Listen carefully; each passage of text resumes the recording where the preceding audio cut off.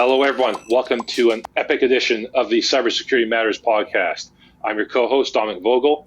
Joining me remotely from our studio in Vancouver is the ever dapper Mr. Christian Redshaw. Christian, how are you doing today? I'm doing fantastic. It's really good to be kicking off another episode here, and I can't wait to bring our guest in today. Speaking of that guest, who is our guest today? Very excited to learn. Well, her name is Maegan Lujan or Lujan, depending on what language you speak. So hopefully one of those pronunciations has caught it right.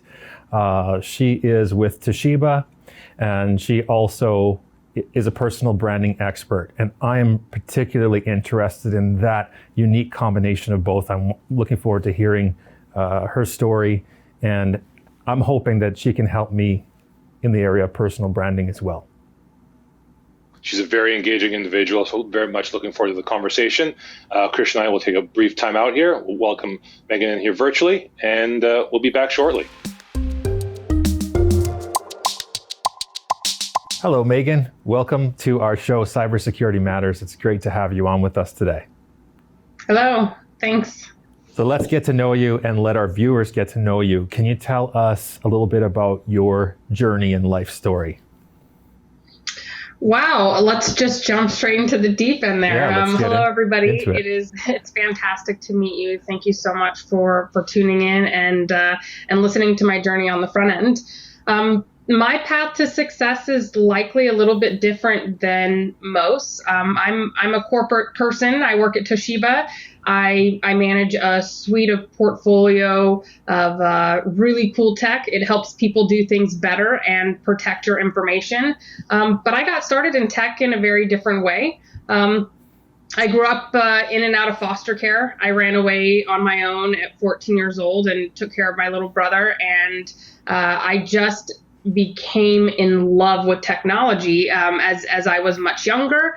And I continued to follow that curiosity. So that curiosity in technology and constantly understanding the evolution of where paper's coming from to where it's going to and the data on it and who has access to it really was what I followed in my career trajectory. So here I am, like I said, at the top of my game at a corporate 500 company, and I get to tinker, I get to play with cool products and tech and get out there and solve customer problems in these crazy times like right now, toxic misinformation. Mm-hmm. Yeah, I'm really interested in that, and I want to get into the work details and professional side, but also there are some causes that you represent: youth development, foster care, domestic violence issues. Are you supporting those kind of behind the scenes, or are you more hands-on on the front lines in those areas? Oh, I'm as hands-on as I possibly can, especially in this COVID world, but I'm showing up digitally in the way that I know how to. And that's really being a thought leader and providing my voice. So part of my platform is to let people know that the definition of who you are on paper does not determine your path forward. Because if you were to look at me as a statistic, you would see that I was never supposed to go to college. I wasn't supposed to be at a big corporation, and I shouldn't be successful in the ways that I am right now. But I want people to understand and really normalize the path to success. It's people who work really hard, people who are agile, and people who are creative. And you can make it happen because I'm living proof. And so I'm on the front lines. I go out, I tell my story, I share my skeletons. This is a new development for 2020. But I also help my company Toshiba in doing all of our corporate programs, specifically with Orangewood Foundation here in Orange County, California, and then also for the kids as well in Orange County, California, but spread across the U.S.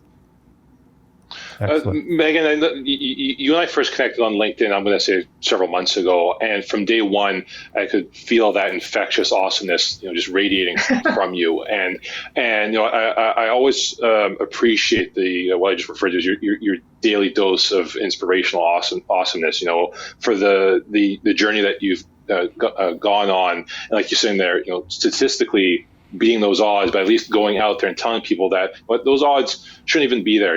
Trying to normalize those conversations and have equal opportunities for everyone, regardless of your background or your backstory. We should all have the abilities and the rights to pursue whatever path that we want. I find that incredibly awesome. And I know you recently wrote a book as well about branding and other items as well. I was wondering if you could share with our viewers and listeners as well a bit of what went into the book, who might benefit from reading it, and at least sort of what motivated you to write it even in the first place. Yeah. It was a trigger-based event for sure. About a year and a half ago now, I was selected as a 2019 Woman Influencer, and I was flown to New York, and I was put on a magazine cover, and I was told to the world that I was a definition of what success was. And shortly after, now a year ago, this last weekend, I had to attend a gala, and the brunch representing that gala had the influencers up, and you got to tell your story. You were able to explain your path to success, or as it was defined. And for me, I really struggled with this imposter syndrome concept. I didn't know if I could fuse together this, kind of broken home foster kid version of myself with this really professional version that the LinkedIn community has known me to be, and that's with inside of my corporate DNA. And I thought all of those things together would be really icky, because we're told as corporate professionals not to bring that stuff into the workplace, right? You're there to do a job, you keep it robotic, you get it done. And that's pretty much what my general personality the American has been, way in the office.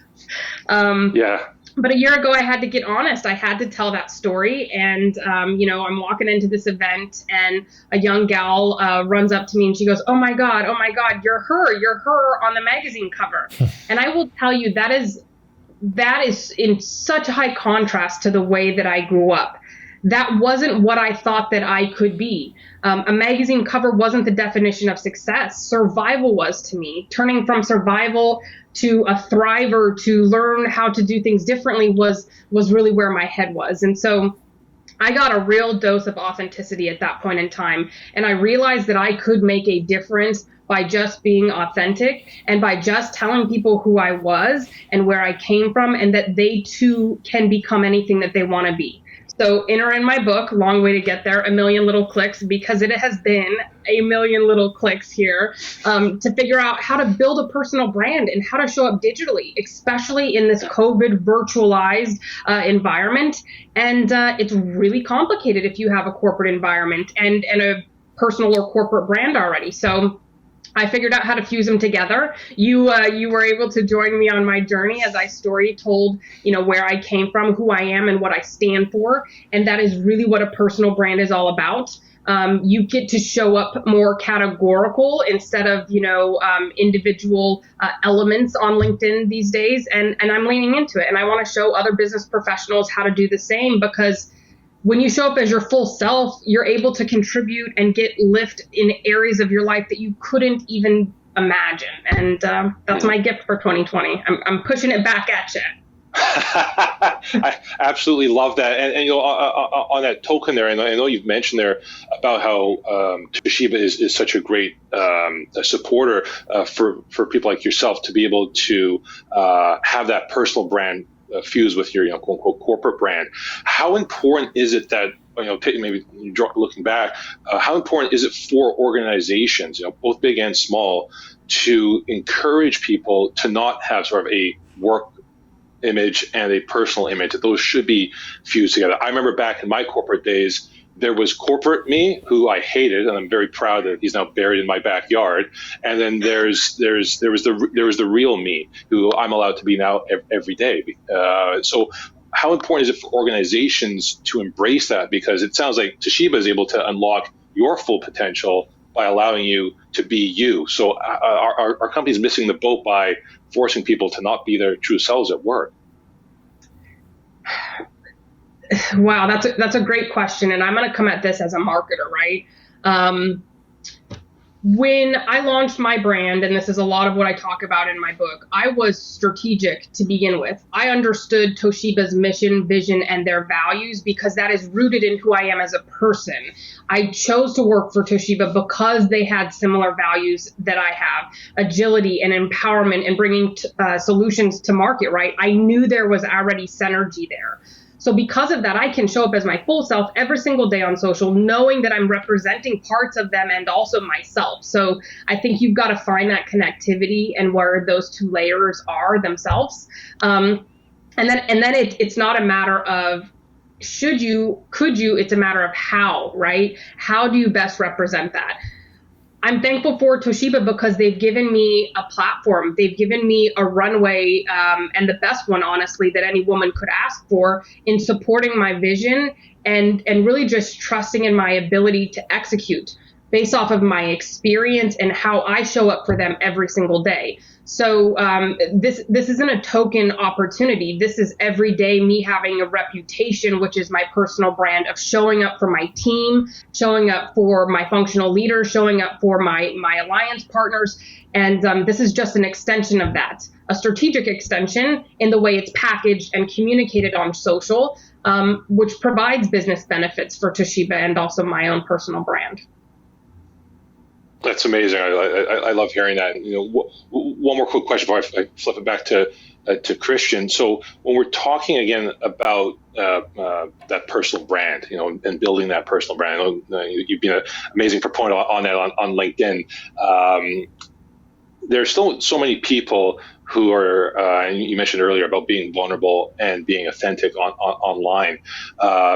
How important are those threads to be able to weave together to be able to get that personal brand out there? And what type of competitive advantage is one unleashing by tapping into their personal brand? There's a lot of people who don't develop a personal brand. How important is that to one's personal growth? Well, I'm going to challenge that and say that everybody listening or watching this, you have a personal brand. You just may not be intentional in the way that it's been curated and crafted. That's just the bottom line there.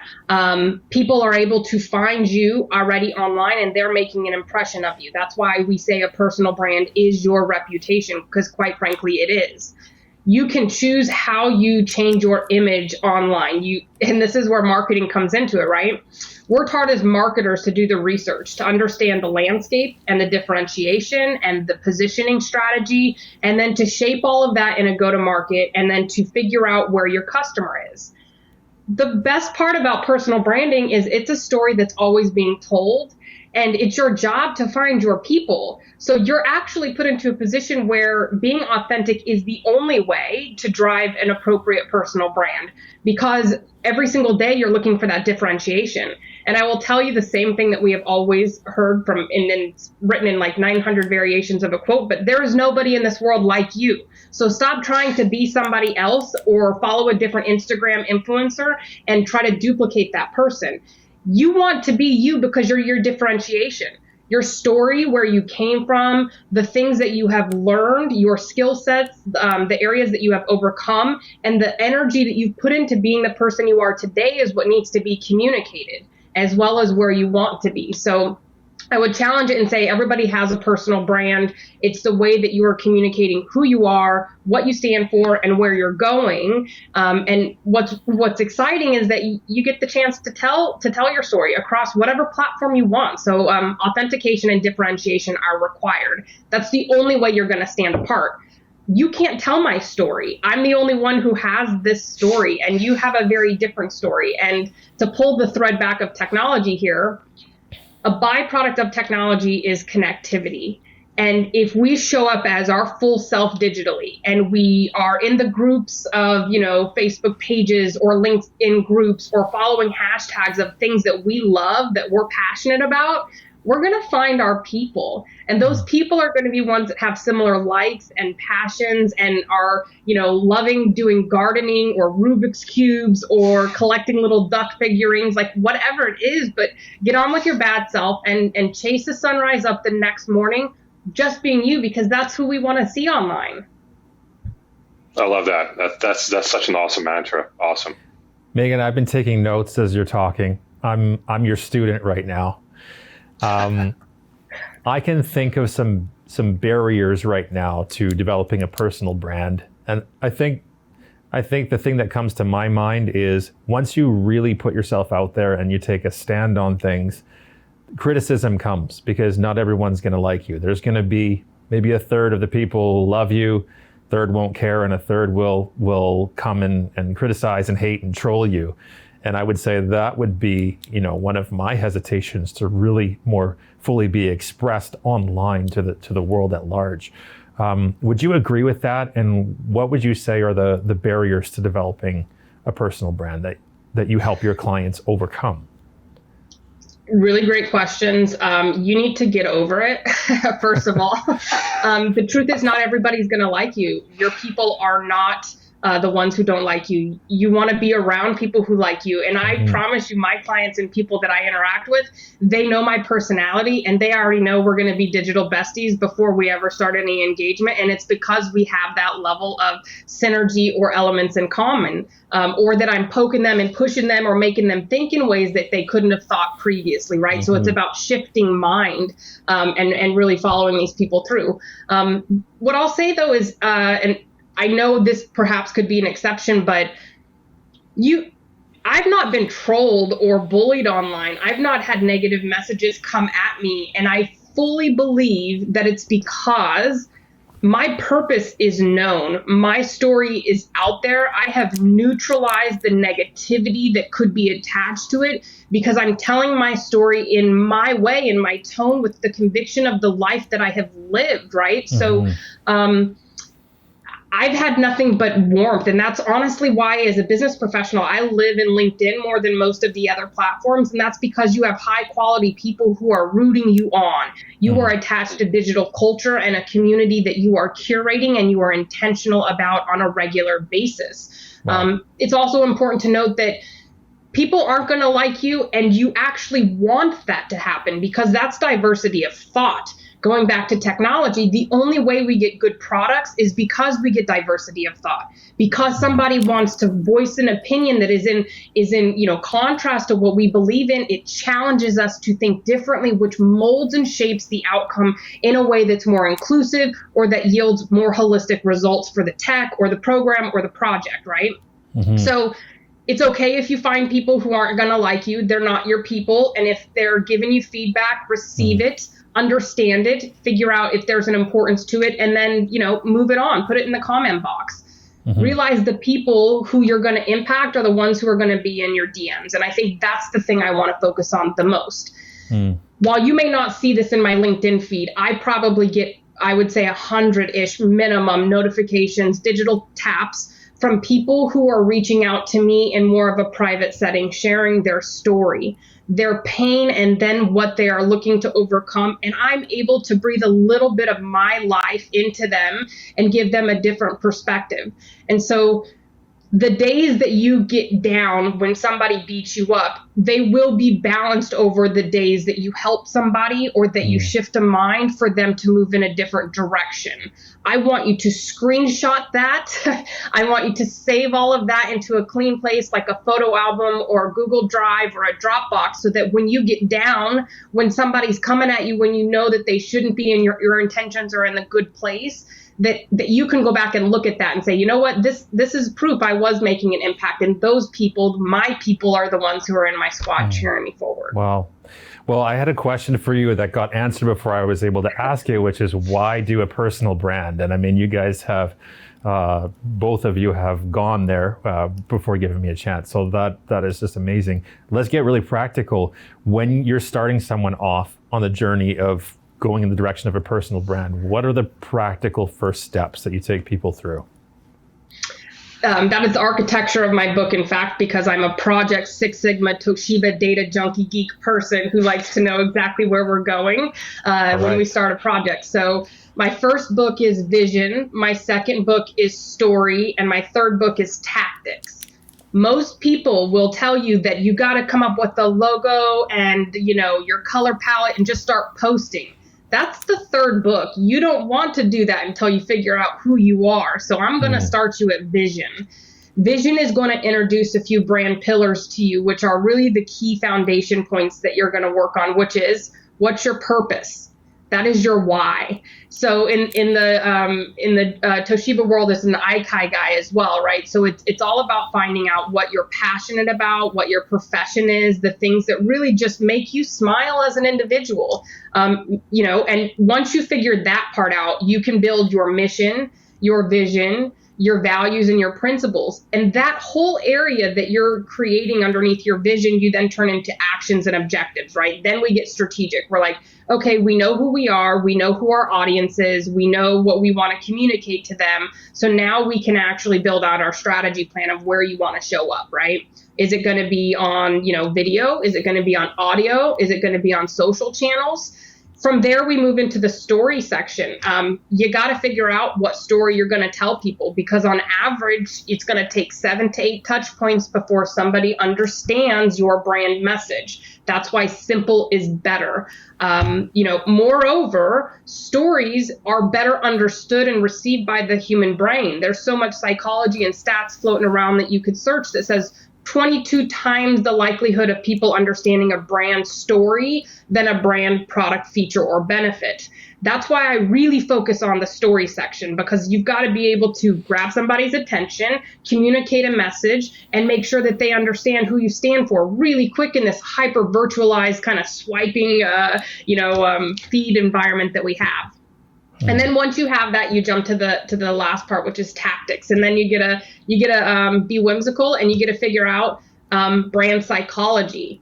I have my color palette because I know the type of people I want to attract and the feel that I want to give, because I did my brand vision up front. I knew that I wanted people to understand the confidence, but also the grace. So there's this grit and grace behind my brand color palette. There's a color psychology around the different colors that you would use and the elements that you would have. And all of that stuff needs to be done at the end, after you know your vision and your story, because the tactics parts are easy.